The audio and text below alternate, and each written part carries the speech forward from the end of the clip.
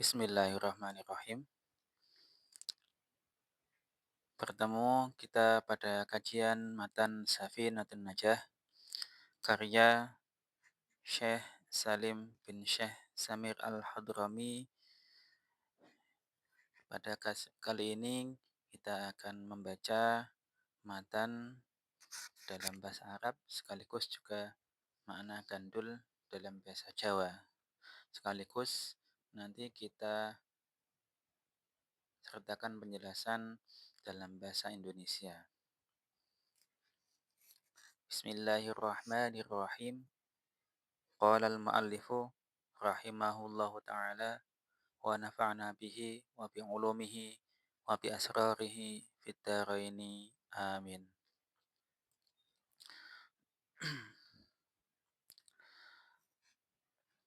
Bismillahirrahmanirrahim.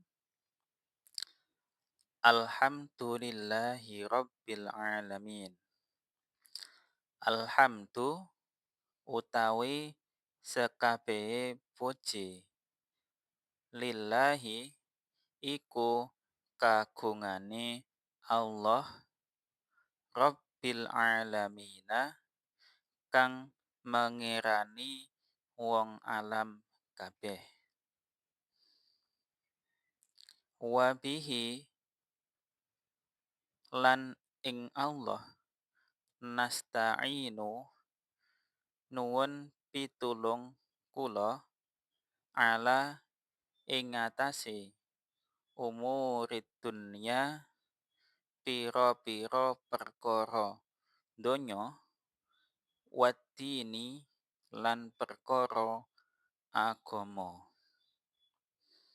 Wa sallallahu lan muga-muga paring rahmat sapa Allah ala ing atase Sayyidina Muhammadin Gusti kula Nabi Muhammad khatamin nabiyina kang dadi pungkasane para nabi kabeh wa alihi lan kaluwargane nabi wa sahbihi lan sahabate nabi ajma'ina sekabehane.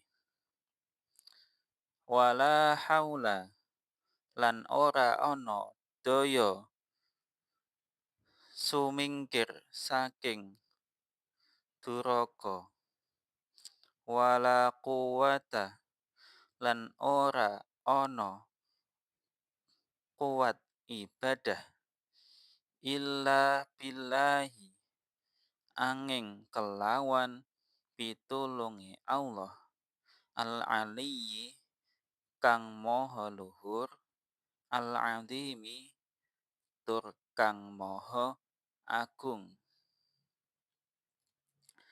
Itu makna Jawa sebagaimana yang ditulis di dalam kitab ini. Nah, bagaimana keterangan bahasa Indonesianya? Segala puji hanya untuk Allah yang menjadi Tuhan seluruh atau semua alam. Nah, terus wabihi nasta'inu dan kepada Allah, bi ini diartikan kepada, karena kalau diartikan dengan kurang tepat. Dan kepada Allah kami meminta pertolongan. Boleh kita ya, kita meminta pertolongan. Kenapa di sini diartikan kulo yang artinya saya? Jadi perlu diketahui di dalam bahasa Arab sendiri ada pergeseran penggunaan na yang kadang diartikan kami atau kita dan kadangkala diartikan dengan saya. Nah, dalam tradisi Islam di Indonesia juga sama. Di bahasa Indonesia juga kadangkala saya digeser maknanya menjadi kami. Kami atau kita juga digunakan sebaliknya. Maka ini tidak masalah ketika ini diartikan atau dimaknai kulo atau saya. Boleh. Ala umurid dunya waddin. Kita meminta pertolongan kepada Allah atas apa? Atas semua perkara dunia, waddin dan agama. Jadi tidak hanya urusan-urusan dunia, tapi kita juga meminta pertolongan untuk urusan-urusan agama.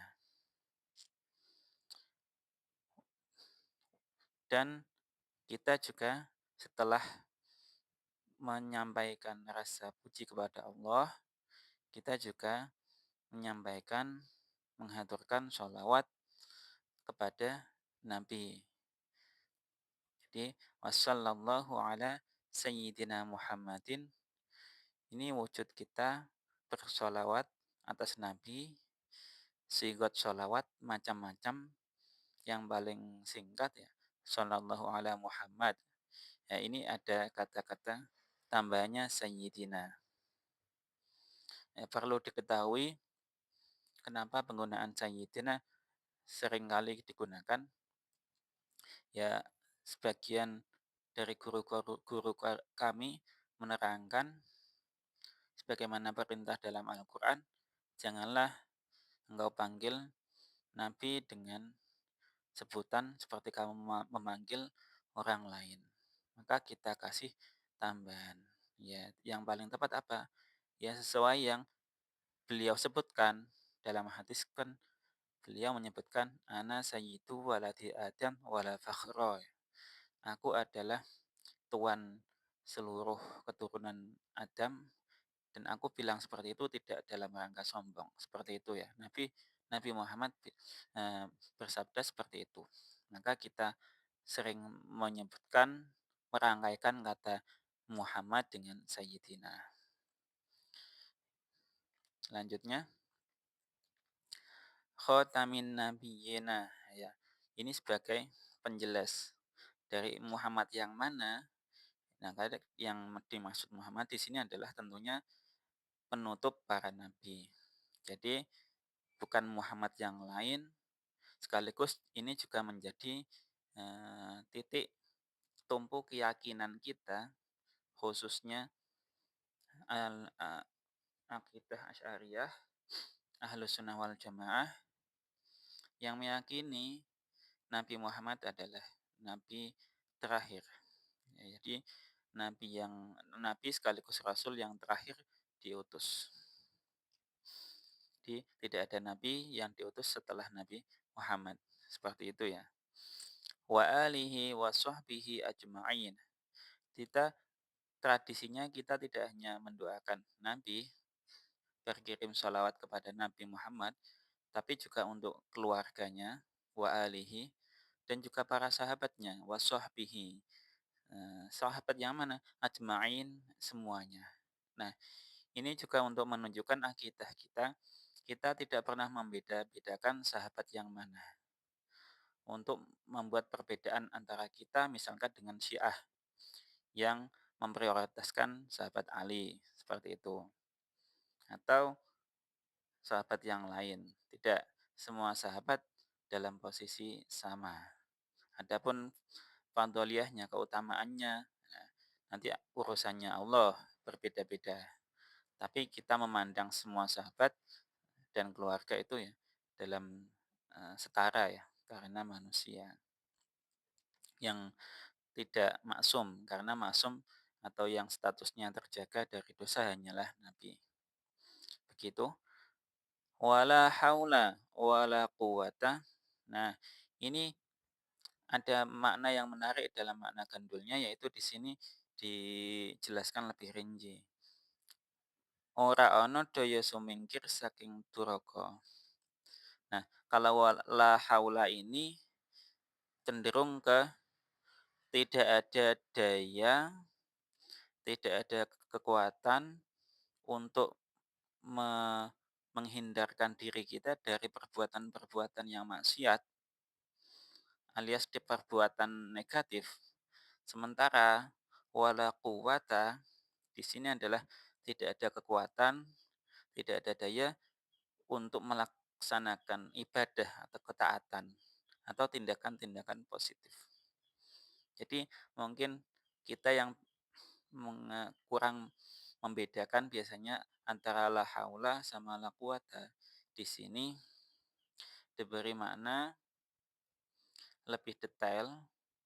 Jadi la haula di sini tidak adanya daya yang bisa menghindarkan dari tindakan-tindakan negatif. Sementara la quwata tidak ada kekuatan. Kekuatan itu ya sama seperti daya yang bisa menarik kepada kegiatan-kegiatan yang positif, termasuk ibadah. Nah, illa billahi kecuali, nah ini, kecuali atas pertolongan Allah. Nah, Allah ini yang disifati di sini bagaimana? Al-Aliyyi yang maha luhur, Al-Azimi yang maha agung. Jadi Al-Ali ini sifat Allah yang tinggi, Al-Azim menunjukkan kebesaran Allah. Nah, ini satu paket biasanya. Nah, ini dari Alhamdu sampai Al-Aliyil Azim merupakan muqaddimah dari kitab Safinatun Najah. Kita lanjutkan pasal pertama. Faslun utawi ikilah fasal. Arkanul Islami utawi piro-piro rukune Islam. Khamsatun iku limo. Nah, pasal pertama yang ditulis oleh mu'alif ini menerangkan tentang rukun-rukun Islam yang berjumlah 5. Ini menandakan bahwa mu'alif memang Syafi'iyah juga dengan aliran akidah Asy'ariyah, yang mana di dalam akidah yang kita anut rukun Islam 5 adalah keyakinan yang pokok.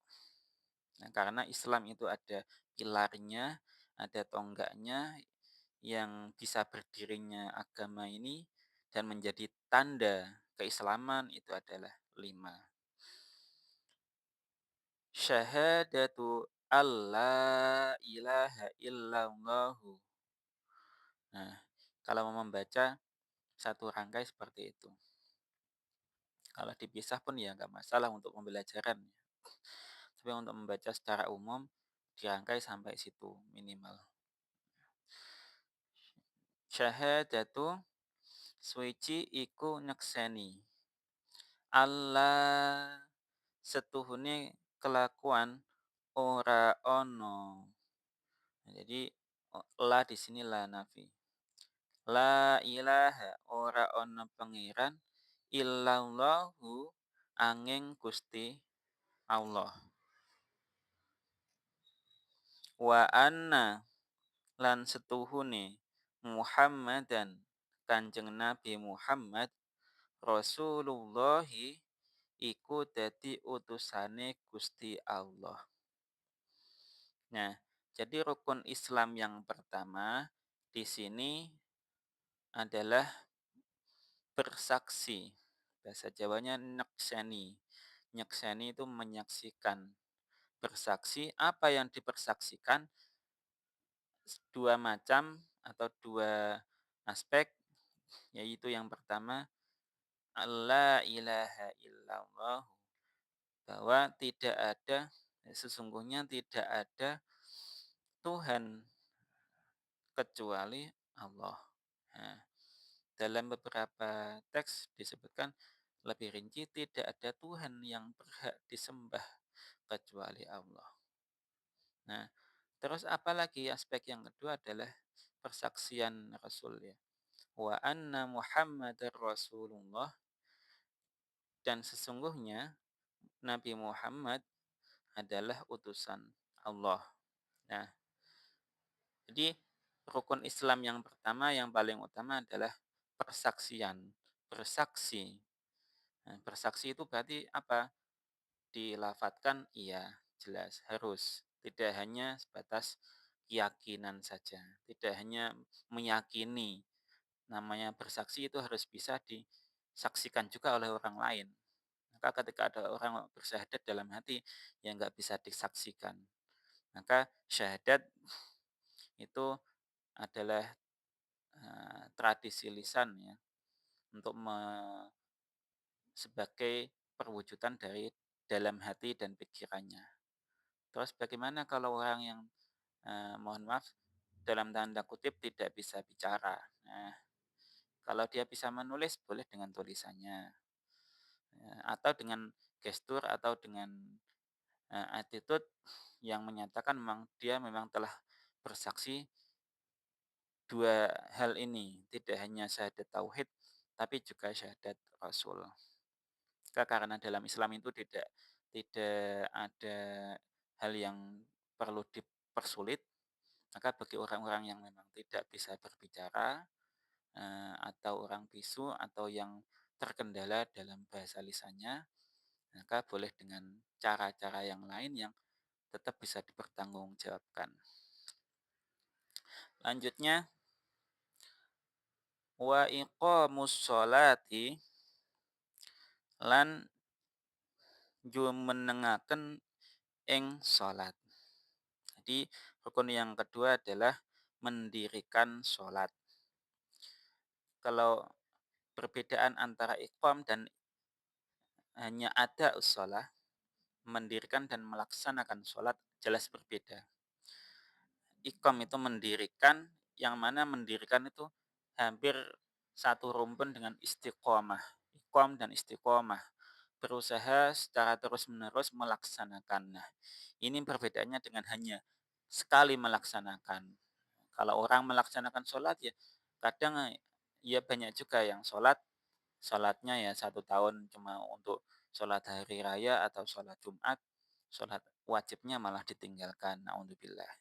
Jadi tanda keislaman yang menguatkan Islamnya kita yang kedua adalah mendirikan sholat. Tidak hanya sekedar ada usolah tapi iqam, melaksanakan secara kontinu, secara istiqomah, sholat-sholat yang memang diwajibkan. Apa itu yang diwajibkan? Dibahas di dalam pasal yang lain. Nah, dan diperjelas di dalam kitab-kitab syarah dari Safinatun Najah ini biasanya. Wa ita zakati yang ketiga lan aweh zakat. Yang ketiga di sini adalah dan memberikan zakat. Zakat apa? Zakat yang wajib. Nah, jadi zakat yang wajib yang sesuai dengan persyaratannya maka harus dilaksanakan. Karena tidak semua orang mampu melaksanakan zakat semuanya. Jadi kalau zakat fitrah maka pasti semua orang yang muslim hidup bisa, tapi untuk zakat mal kan tidak semuanya bisa atau mampu melaksanakannya. Nah, kemudian setelah nomor 3 ini kita lanjut wasaumu ramadhana. Nah, lan poso bulan Ramadan. Nomor 4 ini adalah berpuasa pada bulan Ramadan. Jadi dalam 1 tahun ada 12 bulan. Dalam bulan yang ke-9 dari Hijriah kita kenal dengan bulan Ramadan. Di situ Muslim wajib berpuasa selama tidak ada udzur syar'i. Tidak ada halangan yang tetap atau halangan yang diperbolehkan oleh ajaran Islam. Nah, keempat ini. Kemudian yang kelima, wahijjul baita. Nah, ini dari penerbit lebih memilih untuk menasabkan baita ya. Di dalam teks-teks yang lain bisa kadang kita temui wahijjul baiti. Nah, boleh benar yang mana? Boleh sama-sama, bolehnya silakan. Nah, kita tidak perlu memperdebatkan sisi nahwunya di sini ya. Karena untuk kajian ini kita pentingkan untuk substansi dan makna gandulnya bagaimana. wa hajjul baiti misalkan ya, lan munggah haji ing Baitullah. Kalau man istata'a sapa wong kang kuwasa ilaihi maring Baitullah. Sabila apane dedalane. Nah, rukun Islam yang kelima di sini adalah mengerjakan haji. Haji untuk siapa? Nah, ini ada keterangannya. Man istata'a ilaihi sabila. Siapa saja yang berkuasa atau mampu ke Baitullah. Mampu apa? Jalannya. Nah, sabil di sini pada masa sekarang sangat bervariasi ya. Jalan menuju Baitullah itu bisa bermakna keamanannya. Jadi kalau ternyata pada waktu musim haji ada peperangan misalkan yang membuat transportasi ke sana terkendala, maka bisa masuk kategori tidak wajib. Atau misalkan pada waktu sebelumnya kita pengalaman ada namanya pandemi.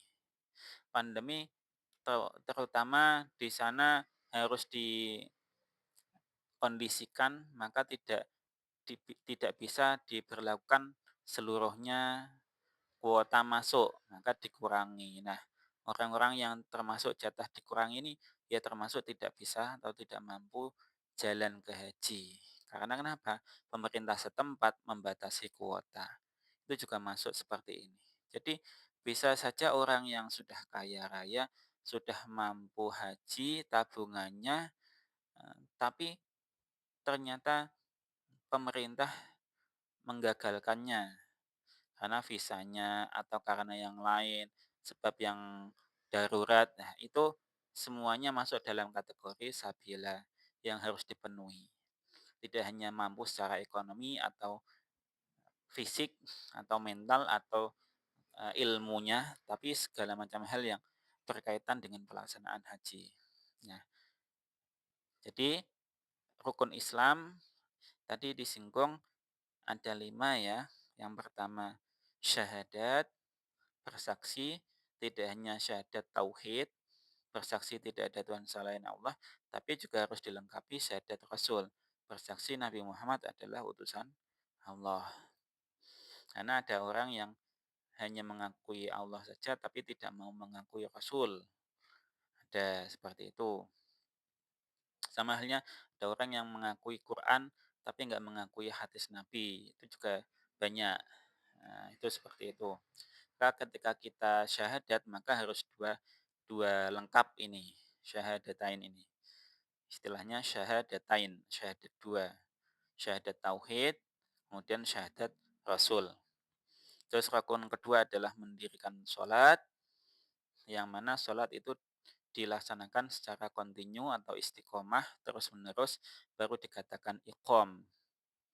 Nah, ini satu rumpun dengan istiqom atau istiqomah. Kalau istiqomah itu berusaha melaksanakan kontinu. Nah, orang yang sudah bisa melaksanakan secara kontinu itu dikatakan iqom atau orangnya namanya mukim. Orang yang telah lurus jalannya, telah tetap kebiasaannya. Namanya muqimis shalah. Maka di dalam doanya Nabi Ibrahim, Rabbi ja'alni muqimas salati. Nah, itu doanya Nabi Ibrahim, Rabbi ja'alni muqimas salati. Ya Allah, ya Tuhan, jadikanlah aku orang yang tetap, dalam artian telah terbiasa melaksanakan sholat. Nah, muqimas sholati istilahnya Nabi Ibrahim. Wa min dzurriyyati. Nah, juga anak-anak turunku. Ya, kalau kita istiqomahkan membaca doa itu insya Allah bisa membantu kita dalam rangka menjalani sholat secara tekun dan kontinu atau istiqomah. Kemudian rukun yang ketiga yaitu memberikan zakat kepada siapa dan kapan. Nah, itu dijelaskan secara rinci di dalam syarah Safinatun Najah ini atau di dalam kitab-kitab yang lain. Atau di pasal nanti setelah ini ada beberapa penjelasannya.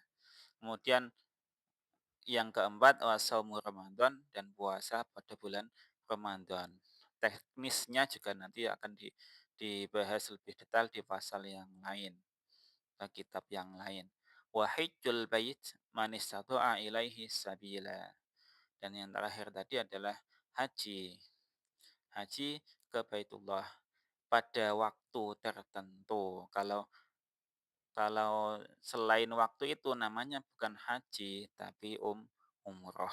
Maka orang-orang sekarang banyak yang berlomba-lomba untuk umroh karena keterbatasan waktu haji dan besarnya eh, daya, kuasa, hingga dana juga yang dibutuhkan untuk pergi haji. Apalagi kesabaran untuk menunggu porsinya bisa bertahun-tahun ya, puluhan tahun. Seperti itu. Baik, kita lanjutkan pasal satu lagi. Faslun utawi ikilah fasal. Arkanul imani sitatun utawi piro-piro rukune iman sitatun iku 6. Jadi rukun-rukun iman adalah jumlahnya 6 menurut Ahlussunnah wal Jamaah, khususnya di sini madhab Syafi'i dengan akidah Asy'ariyah. Antuk mina billahi suwiji iku arep ngimanaken sira billahi ing Allah wa malaikatihi lan ngimanaken malaikate Allah wa kutubihi lan ngimanaken pira-pira kitabe Allah wa rusulihi lan ngimanaken pira-pira utusane Allah wal yaumil akhiri lan ngimanake atau ngimanaken ing dina akhir wal qadri lan ngimanaken ing pesten khairihi bagus-baguse pesten wa syarrihi lan ala-alane pesten minallahi iku saking Allah Ta'ala Maha Luhur. Nah, di sini dimaknai Ta'ala saja boleh. Nah, kita bahas. Rukun iman ada 6. Yang pertama, beriman kepada Allah. Beriman kepada Allah berarti maksudnya apa? Kita percaya ada Allah, kita percaya Allah itu berkuasa, kita percaya Allah yang menciptakan kita percaya sifat-sifat Allah semuanya yang wajib, yang muhal, yang jais, seperti itu. Nah, ketika kita percaya, kita yakin. Yakin apa? Yakin berarti kita masukkan keyakinan itu dalam hati, dalam pikiran, dan dalam perbuatan. Sehingga apapun yang kita lakukan, kita tahu, oh kita melakukan apapun Allah tahu. Kita melakukan apapun Allah yang menguasakan kita. Kita kemanapun Allah tidak pernah meninggalkan kita. Nah, ini yang dinamakan beriman kepada Allah. Sepertinya sederhana, tapi sulit untuk di istiqomahkan setiap waktu. Jadi karena banyak orang yang sekarang lupa ketika sudah mulai putus asa, itu setan datang menggoda sehingga tidak percaya lagi kepada Allah. Nah, naudzubillah. Jadi kalau kita yakin Allah ada, ya kita juga yakin Allah nggak pernah tidur, Allah tidak pernah mengantuk. Kan dalam ayat kursi, Allahu la ilaha illa huwal hayyul qayyum la ta'khudhuhu sinatu wa la naum. Allah tidak pernah mengantuk atau tidur, tidak pernah, sekalipun, lengah, memperhatikan kita. Nah, itu yang dinamakan iman kepada Allah. Nah, oleh karena itu Allah mensyariatkan kepada kita, termasuk diantaranya adalah zikir. Kenapa? Karena biar kita ingat Allah. Kalau sudah ingat Allah, kita yakin hidup ini nggak ada yang di luar pengawasan Allah. Semuanya dalam pengawasan Allah. Maka nggak perlu putus asa, nggak perlu galau terlalu larut dalam kesedihan. Kita bisa move on, kita bisa meraih kesuksesan. Semuanya gara-gara satu kunci ini, yaitu iman kepada Allah. Nah, kalau sudah yakin kepada Allah, maka kita juga yakin kepada malaikat-malaikat Allah. Nah, yang kedua ini, siapa malaikat Allah? Makhluk Allah yang tidak pernah maksiat, nggak makan, nggak tidur, nggak punya nafsu. Jadi salah satu makhluk Allah yang diciptakan dari cahaya, tidak diinstal atau tidak dibekali dengan nafsu, ini adalah malaikat. Hanya dibekali untuk beribadah selama hidupnya. Jadi kalau sudah diciptakan malaikat misalkan dia sujud terus, maka dari awal sampai nanti kiamat sampai seterusnya nanti dia, sujud terus. Kalau untuk malaikat yang memikul arus misalkan, dia maka nggak pernah capek mikul arus. Malaikat yang misalkan mengawal peredaran matahari atau planet-planet, maka dia ya tugasnya seperti itu, nggak pernah, marung atau nggak pernah melipir kemana, refreshing kemana ya. Ya karena tidak punya nafsu dan fokus dengan tugasnya, seperti itu. Nah, malaikat mencabut nyawa, ya seperti itu, dia nggak pernah bosan, nggak takut, ya nggak kenapa-napa ya, biasa saja melakukan tugasnya. Nggak capek mencabut nyawa misalkan seluruh manusia, ya enggak, karena sudah biasa melaksanakannya dan itu sangat mudah sekali. Nah, jadi malaikat ini menjalankan titah atau perintah dari Allah sesuai dengan tugas masing-masing. Nah, seperti itu. Wa kutubihi, yang ketiga adalah iman kepada kitab-kitab Allah.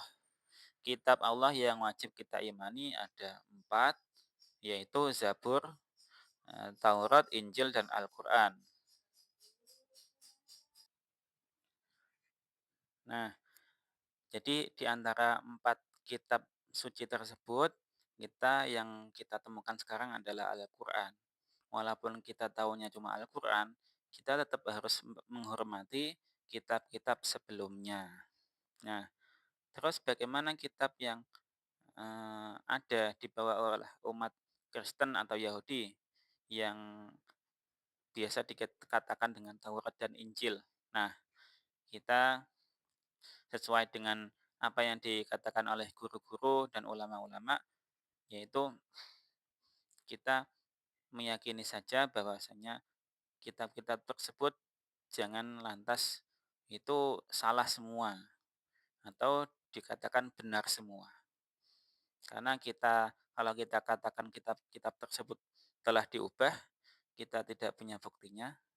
Tapi kalau kita katakan kitab itu benar semua, juga kita nggak punya buktinya.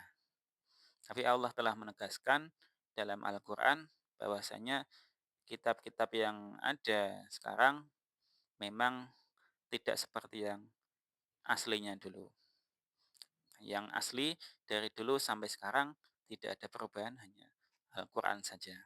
Nah, jadi sekali lagi kita yakin kitab-kitab suci, berarti kita yakinnya itu semua yang diturunkan Allah itu benar adanya, memang pernah diturunkan dan ditujukan untuk memberi petunjuk kepada umat manusia. Khususnya untuk kita saat ini, zaman ini, umat Nabi Muhammad kita mendapatkan petunjuk Allah dengan perantara kitab suci Al-Quran. Kemudian yang keempat adalah iman kepada utusan-utusan Allah. Nah, utusan Allah itu yang wajib diketahui ada 25. Sedangkan yang tidak wajib diketahui ya ada banyak sekali. Dalam salah satu riwayat yang terkenal dikatakan Nabi jumlahnya ada 124.000, sementara Rasul alias Nabi yang merangkap sebagai Rasul itu ada 314 ya. Nah, dari sekian itu yang wajib diketahui dan ada buktinya dalam Al-Quran yaitu cuma 25 saja. Yang lain ya wallahu alam.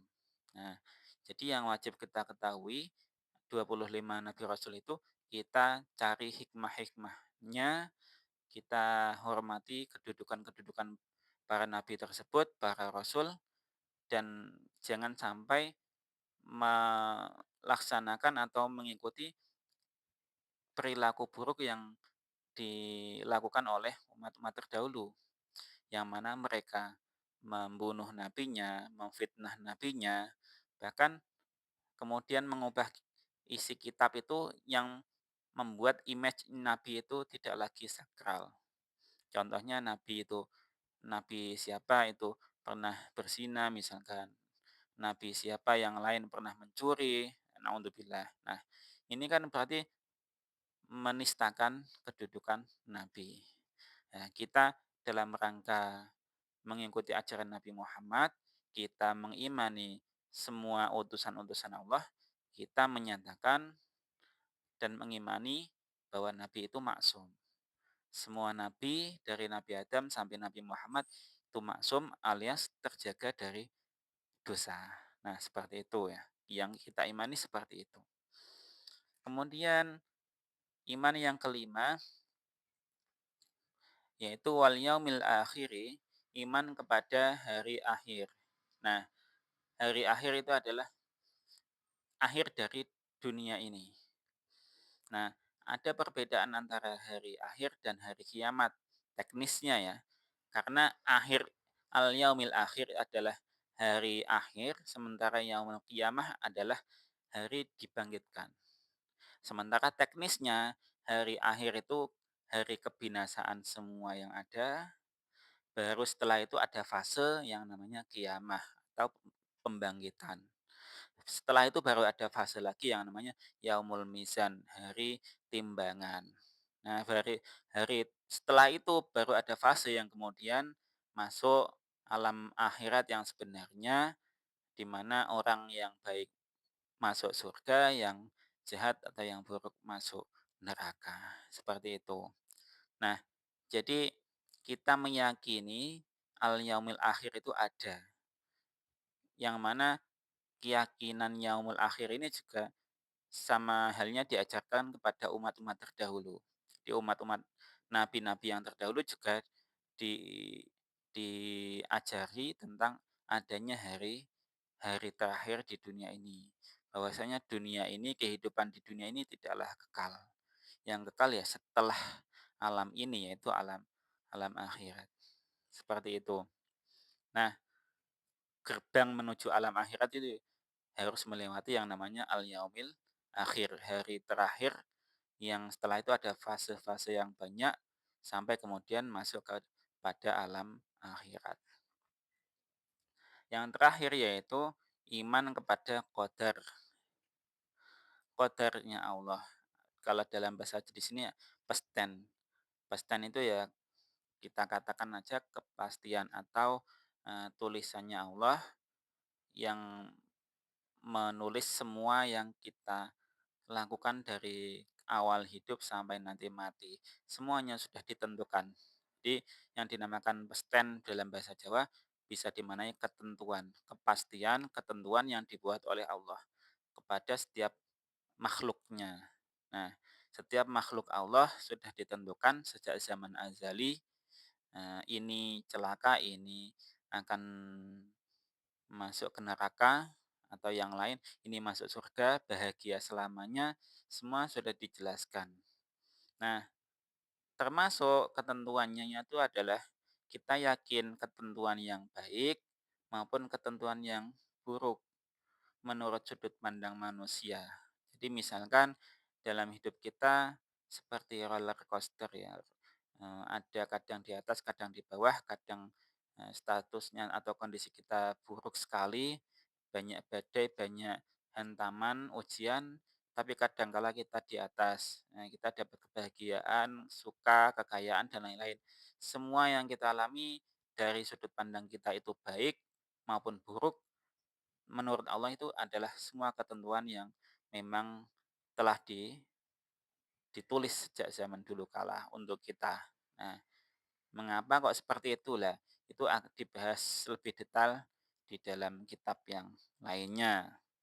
Nah, jadi tugas kita adalah mengimani 6 tadi. Sekali lagi, yang pertama kita yakin Allah, baik dengan keadaannya, sifat-sifatnya, dengan kemutlakannya, khususnya sebagai Allah sebagai pencipta kita yang membinasakan kita juga. Kemudian kita yakin yang kedua ada malaikat, malaikat Allah yang mereka tidak pernah bermaksiat, tidak pernah makan, minum, tidur, punya anak, refreshing kemana, tidak ada. Semuanya dalam rangka ibadah yang dilakukan malaikat itu. Kemudian kita yakin ada kitab Allah pernah turun kepada utusannya. Jadi ada kitab, kita juga yakin ada utusan yang diberi kitab itu. Meskipun ada utusan-utusan yang juga tidak dikasih kitab. Nah, kenapa kok seperti itu? Karena ada utusan yang memang diberi kitab itu untuk memperbarui ajaran sebelumnya. Ada yang mendapat kitab tapi tidak memperbarui ajaran sebelumnya. Nah, yang tidak dapat kitab otomatis mengikuti ajaran yang masih berlaku. Seperti itulah. Karena Nabi Muhammad adalah Rasul terakhir dan tidak ada Rasul lagi, maka kitab Al-Quran itu ajarannya berlaku sepanjang masa sampai ini, sampai al-yaumil akhir ini yang juga kita imani. Nah, terakhir kita mengimani eh, kepastian atau ketentuan Allah, baik itu yang dalam sudut pandang kita baik maupun yang jelek atau yang buruk. Karena sudut pandang itu kadang berbeda-beda. Maka Allah mewanti-wanti kita, apapun itu baik atau jelek, yang penting kita terima, kita sabari, kita syukuri, semua masuk ketentuan yang telah ditetapkan oleh oleh Allah Subhanahu wa taala. Terima kasih. Eh, Semoga apa yang bisa kami sampaikan tadi bermanfaat. Kita lanjutkan pada pertemuan berikutnya. Subhanakallahumma bihamdika asyhadu an la ilaha illa anta astaghfiruka wa atubu ilaik.